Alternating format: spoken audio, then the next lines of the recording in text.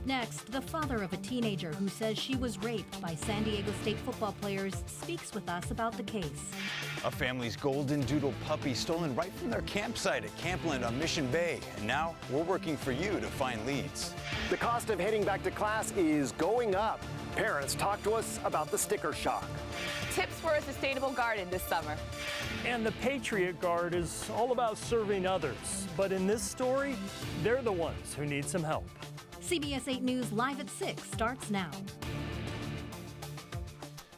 New tonight, we're hearing from the father of a teenager who reported being raped by several San Diego State football players last year during an off-campus party. Good evening and thank you for joining us. I'm Carlo Cicchetto. I'm Marcella Lee. CBS 8's David Gottfredson first spoke with the teenager last month. Today, her father says he reported the incident to University Police, and officers were well aware of the party house where the alleged rape took place. We've gone through a lot of counseling, a lot of sleepless nights. It's been 10 months since the father of a then high school senior got the worst news of his life. His 17-year-old daughter reported being raped by several San Diego State football players on October 16th at this off-campus house. The girl had been drinking and doesn't remember a lot of the details. Obviously, any child underage drinking is doing something that they shouldn't be doing. And, you know, my daughter made a poor choice, but the punishment for underage drinking and going to a college party is not getting gang raped by 5 football players. The father, who we are not identifying, said he was pleased to find out last week that San Diego police detectives have handed off the case to the district attorney's office for possible criminal charges. But he says San Diego State University should have acted sooner. I also know that when I had reported this to the San Diego State Police Department, they were well aware of the house and all of its history. CBS 8 recorded this video of a party at the house in 2020, and public records revealed San Diego police were called to the house for loud parties 3 times in 2021, prior to the alleged rape. Well, it's disappointing that the public is making calls to try and keep their neighborhood safe, and that the police were either unable to get there in a timely fashion or unable to go at all. Despite the party history, the house was never flagged under a San Diego police program called CAP, where property owners can be fined $1,000 per party for underage drinking. The father says he has to wonder if there are any other victims out there. I don't think that this was an isolated incident, particularly at this house. I don't think that the type of event that happened with my daughter just happens spontaneously. I'm sure that these gentlemen probably had some sort of prior with this, and they're probably subsequently continuing that same behavior. There's been no consequences from any legal standpoint, from the university standpoint, so why would they think that there's any consequence to their action? Why wouldn't they do it again? Now, San Diego State says they held off on investigating the students who may be involved in this incident at the request of the San Diego Police Department. The university can expel students for criminal behavior or policy violations. San Diego State began its investigation on July 22nd. David, we know the investigation's been handed over to the district attorney's office. How long until the DA makes a decision on whether to file criminal charges? I messaged the DA and asked them that question, how long until a decision is made, but they will not comment on that process at this point. A legal expert told me if they directly file charges, it could take a couple weeks, or if they decide to go through a grand jury, it could take months. David Gottfredson, we know you'll bring me more on this case as it develops. Thanks, David. Exactly 1 week from today, San Diego State students will have to mask up as COVID cases climb in the county. Starting August 15th, the university will require masks inside all class settings, regardless of vaccination status. However, they won't be necessary at any social or recreational settings like football games. The mandate will be in effect through September 15th. San Diego State leaders say they will then reevaluate the situation. Meanwhile, the CDC is expected to announce new COVID-19 guidelines for schools this week.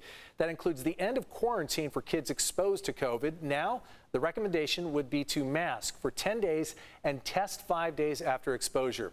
The guidance is also expected to de-emphasize the need for students to socially distance. A family from Utah is desperate to find their golden doodle puppy tonight after it was stolen from their campsite while visiting here in San Diego.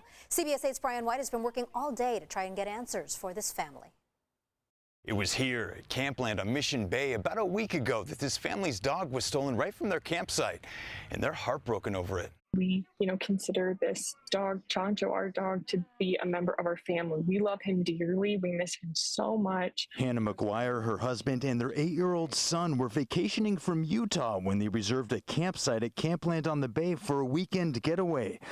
All was well until the third night. I was worried about him getting overheated, and so I'd left him mistakenly outside of the tent, locked in his crate there. And then at 4 a.m., my husband had noticed that he was no longer in his crate, and that's when we realized he was gone. That's when panic set in as they assumed their 1-year-old golden doodle Chancho slipped out of his crate and was just lost.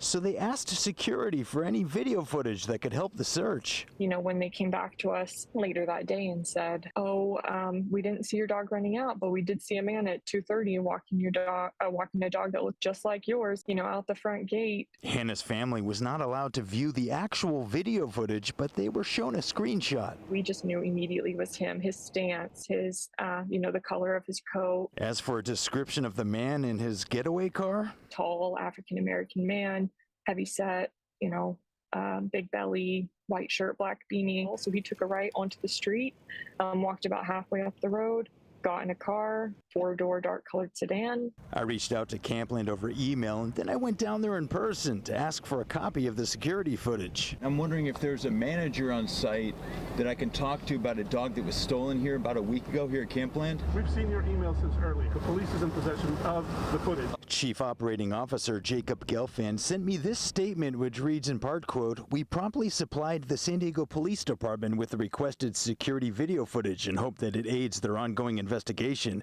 Meanwhile, they're just hoping to find answers." To anyone watching, I would just beg that you keep your eyes open for our sweet little dog. And if you see him, any information at all would be so valuable to us at this point. If anyone has any knowledge about this family's stolen dog, please reach out to us. At Campland on Mission Bay, I'm Brian White, CBS 8. Thanks, Brian. And don't forget, here at CBS 8, we are working for you. If there's an issue you'd like us to look into, email us at workingforyou@cbs8.com. A nurse accused of causing a fiery crash that killed 5 people in Los Angeles, including a baby and a pregnant woman, is out of the hospital and now in jail. Nicole Linton faces 6 counts of murder and 5 counts of gross vehicular manslaughter in Thursday's crash. The 6 murder counts include the fetus of the pregnant woman who was killed.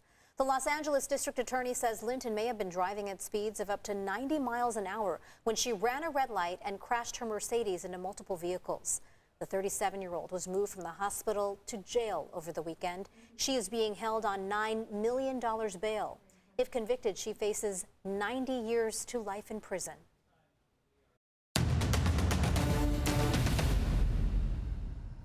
A new challenge was launched today to help nearly 1 million Californians who are eligible for federal student loan forgiveness.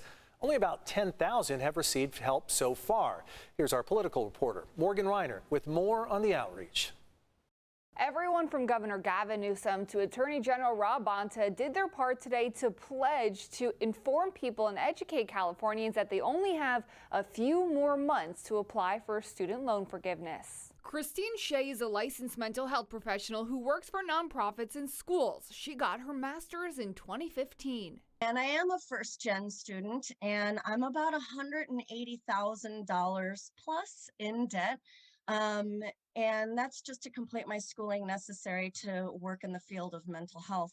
She is one of nearly 1 million Californians who qualifies for federal student loan forgiveness. Hopefully see these loans forgiven at some point, because it certainly isn't something that I would be able to pay off within 10 years if I didn't have this program available to me. 10 years is the key. It applies to all teachers, city employees, nonprofit workers, and all other public servants of 10 years. We understand the average amount forgiven per borrower through the PSLF waiver is over $60,000 per borrower. So this is a tremendous benefit we hope to bring to hundreds of thousands of other Californians. The clock is ticking. If you work in public service and you didn't know about this, here's the good news. You've got till October 31st, to get not a few months, but get past credits towards debt cancellations. So what exactly is the challenge? As an employer, you have to send out email, newsletters, and offer assistance to your employees to let them know that this is available to them, because once the deadline passes,